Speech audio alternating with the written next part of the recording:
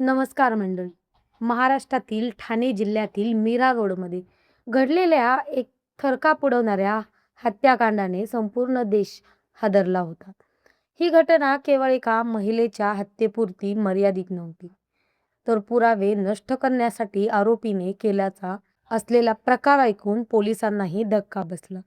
नेमकं काय घडलं? चला जाणून घेऊया.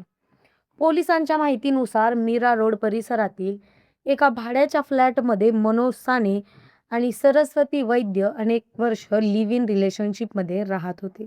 तपासानुसार 4 जून 2023 रोजी दोघांमध्ये वाद झाल्यानंतर मनोज सानेने सरस्वती वैद्य यांची हत्या केल्याचा आरोप आहे.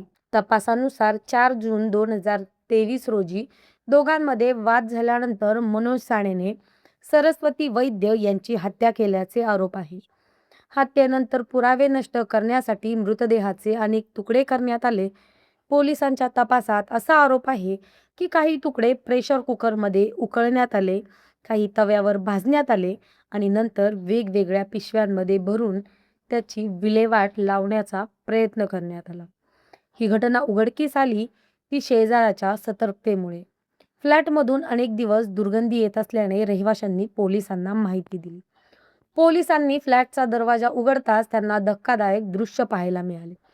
घरातून मानवी अवयव, प्रेशर कुकर, भांडी आणि इतर संशयास्पद वस्तू जप्त करण्यात आल्या.